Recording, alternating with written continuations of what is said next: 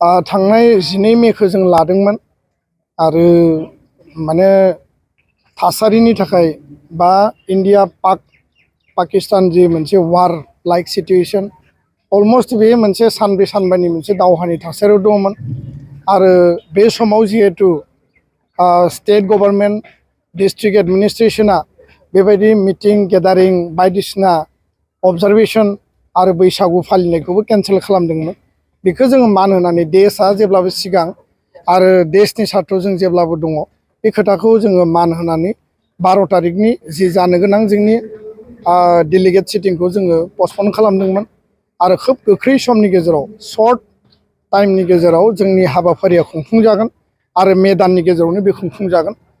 बे खोथाखौ जों लानानै सावरायदों सुइटेबल दिन लानानै गुसुं समनि गेजेरावनो दुलाराय बर' फरायसा आफादनि आद्रा थानाय थान्दैमेलखौ जों मावफुंनायनि गेजेरजों गोदान आफादखौ जों दाफुंनानै लागोन आरो बेखौ जोङो दानानै होगोन। गोजोन्थों।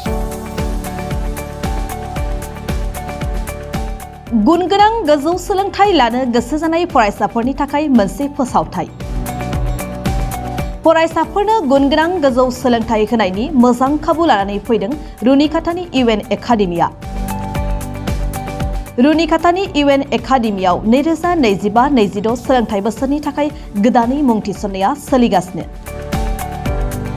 चिरां जिल्लानि रुनिकाटायाव थानाय इउएन एकाडेमिया देग्लायनिफ्राय एचएस फार्स्ट इयारनि सोलोंथाइ होनायखौ जागायबाय।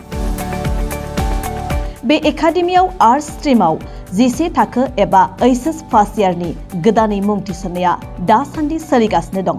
रोंगौथि गोनां फोरोंगिरिनि फोरोंथाय होनाय आरो सोलोंथाइनि गासै गोनां खाबुफोर थानाय बे एकाडेमियाव गुनगोनां सोलोंथाइ होनायजों लोगोसे हौवासा आरो हिन्जावसाफोरनि थानायनि थाखाय आलादा आलादायै साखोन सिखोनै हस्टेलनि खाबु दं।